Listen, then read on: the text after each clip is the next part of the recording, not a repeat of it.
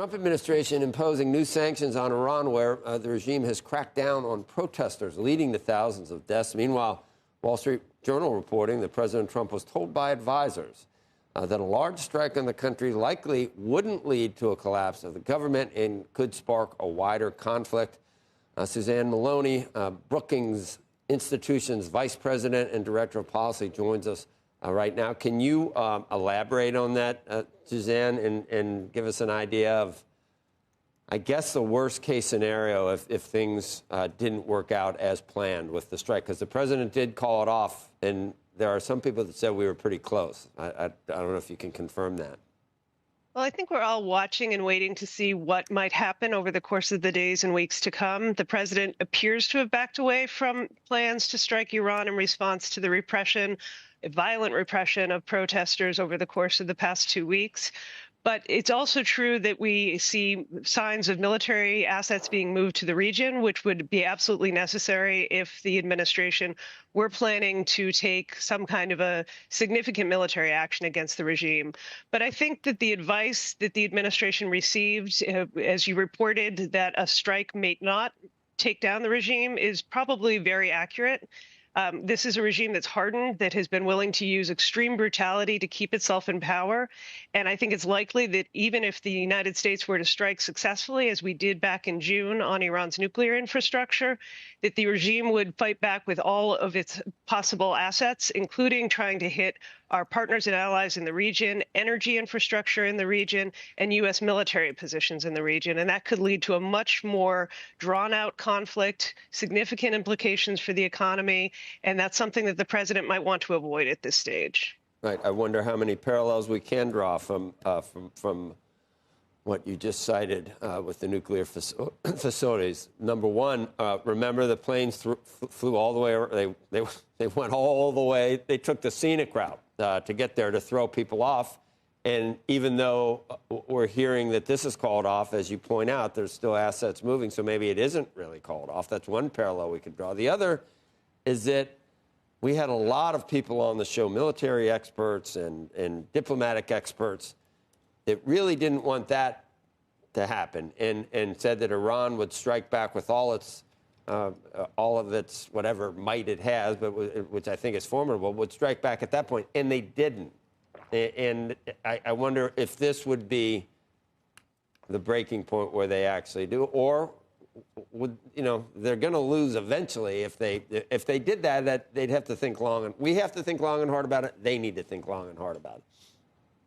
I think you're exactly right that what we've seen from both the strikes on Iran's nuclear program in June and, of course, also President Trump's decision to assassinate Qasem Soleimani, the head of Iran's Quds Force, which was its overseas branch of its Revolutionary Guard Corps, managing the proxy militia war around the region.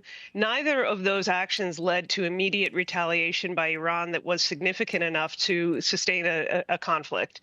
I think this time may be different simply because the regime is so heavily on the ropes at home, because it has taken unprecedented actions against its own people. And I think that tells you about how desperate they are to cling to power at this point in time. And my sense is that they would be likely to retaliate in a much larger way, simply in hopes of preserving their own regime.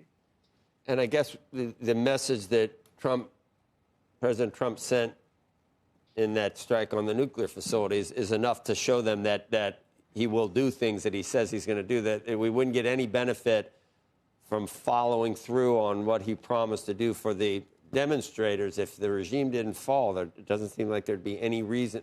Maybe I was thinking to send a message, but the message has already been sent once. The message has been sent, and I think there's also another set of risks that some of our friends in the region may be communicating to the president, which is that a strike which leads to collapse of the state and long-term sustained instability in Iran would be something that would be quite grievous for, say, the Saudi economic transformation that's underway, larger efforts around the Gulf to transform from an energy-based economy to a more sustainable economic future. And they're not interested in seeing, a long-term military conflict or internal instability within Iran that could bleed over into their own societies. There. There.